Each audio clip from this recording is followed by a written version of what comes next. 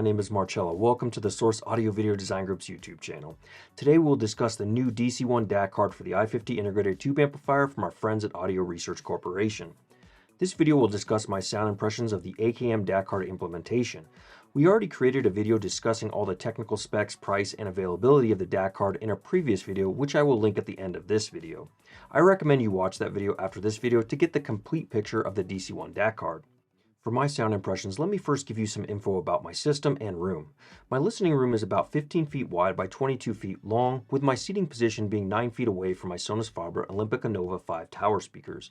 I have bass traps behind the Novas, both on the bottom of the back wall, the top of the back wall, and the corners. I have acoustic sound panels at all main reflection points and panels on the rear walls. The floor has a large shag rug for treatment directly in front of the speakers. All in all, my room has a superb quality of sound with even bass response, a detailed soundstage, good liveliness, and magnificent timing. With that said, let's discuss how my i50 with the DC1 DAC card sounds. To do this, I think it's vital for you first to understand the sound characteristics of the i50 as an integrated tube amplifier. I have run it in my room with multiple DACs from Chord Electronics, Sabre-based DACs, AKM DACs, and my Marantz turntable. So I have a pretty good grasp of its sound, which is highly detailed, as detailed or more detailed than some solid-state amplifiers I've heard in my room. The sound of the amplifier is also very holographic. In audio terms, I mean that the amplifier can create a very three-dimensional soundstage in which the speakers disappear, and vocals and notes from artists and their instruments float with well-defined images in the air on the soundstage with precision and accuracy. In fact, with my Nova 5 towers, this three-dimensional sound quality has yet to be bested by any other amplifier, even more expensive amplifiers. It has had me wondering over the last few months if the entry-level ARC i50 is capable of such realism or hyper-realism as it's often referred to in the world of art. What are the other amplifiers higher up in the food chain capable of achieving in this respect in my room with my speakers? I wouldn't describe the sound of the i50 as a warm-sounding amplifier, but as a neutral-sounding amplifier with great treble extension and magnificent air that pairs best with my preferences with neutral or neutral-warm leading speakers. The mid-range sounds fairly neutral with ample detail and a lifelike timbre with just the right amount of magic for vocals and strings that pairs exceptionally well with my Nova 5 towers and remains my favorite amplifier I have in the house with my speakers. Bass is pretty tight and dynamic sounding when paired with the Nova 5 towers, which on paper require a bit more watts and current than what the i50's 50 watts per channel specs offer. However, I think the amplifier is putting out more than it claims. I'm continuously impressed by how this amplifier can sound so good at higher or lower listening levels.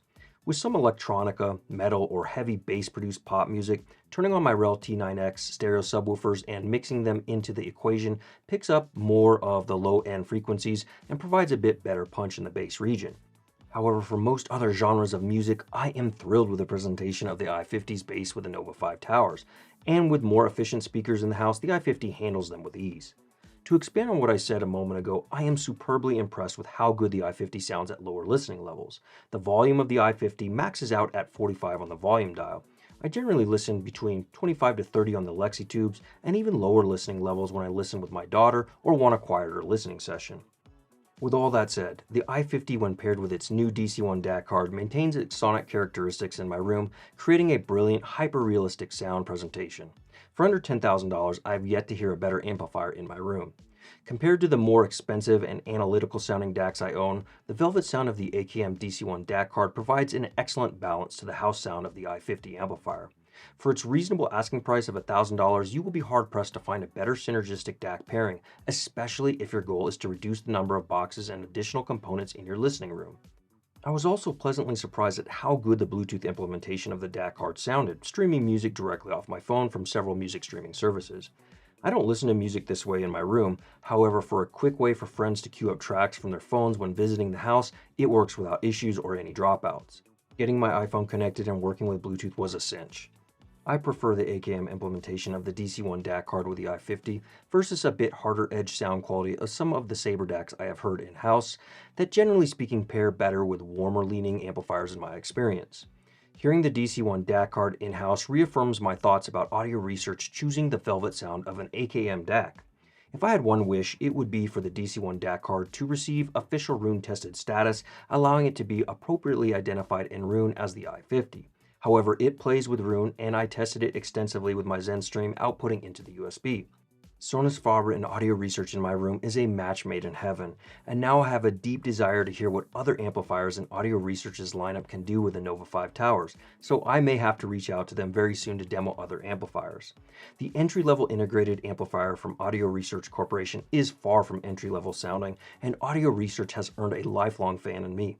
I highly encourage you to get out to your local ARC dealer to listen to this little powerhouse of an amplifier.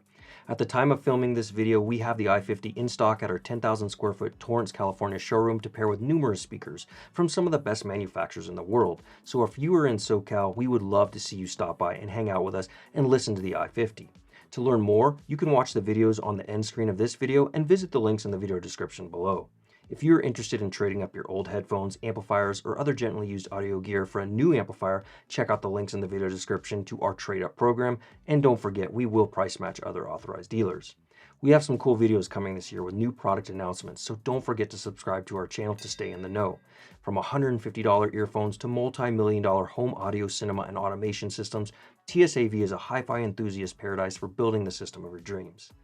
So let's start the conversations in the video comments on what you think of the Audio Research i50 integrated amplifier. Have you heard the i50 paired with Sonus Fabre speakers yet? While you're there, smash that like button for us. Until next time, friends, remember, let the music be your guide.